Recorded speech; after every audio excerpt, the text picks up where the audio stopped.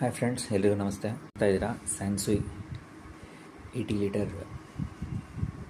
Litre cooler. ಇದರಲ್ಲಿ ಮುಖ್ಯವಾಗಿ ನಾನು ನಿಮಗೆ ಒಂದು ಪಾಯಿಂಟ್ ಹೇಳಬೇಕು. ಇದರಲ್ಲಿ ಒಂದು ಫೀಚರ್ ಇದೆ. ಇಲ್ಲಿ ಹ್ಯಾಂಡಲ್ಲಿ ವಾಟರ್ ಸೇವಿಂಗ್ ಥರ ಒಂದು ಫೀಚರ್ ಇದೆ. ಅದು ಬಂದು ಹ್ಯೂಮಿಡಿಟಿ ಕಂಟ್ರೋಲ್ ಬಟನ್ ಅಂತಲೂ ಕರೀತಾರೆ, ಅಥವಾ ಎಕಾನಮಿ ಮೋಡ್ ಅಂತಲೂ ಕರೀತಾರೆ. ಎರಡೂ ನೇಮಿಂದ ಕರೀತಾರೆ. ಸೊ ಅದು ಏನು ಫೀಚರು ಅಂತ ನಾನು ತಿಳ್ಕೊಬೇಕು ಅಂತ ಕ್ಯೂರಿಯಸ್ ಆಗಿದೆ.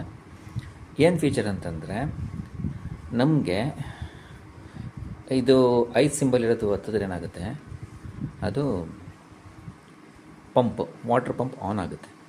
ಓನ್ಲಿ ಇದು ಫ್ಯಾನ್ ಆಪ್ರೇಷನ್ನು, ಇದು ವಾಟರ್ ಪಂಪ್ ಆನ್ ಆಗೋಕ್ಕೆ.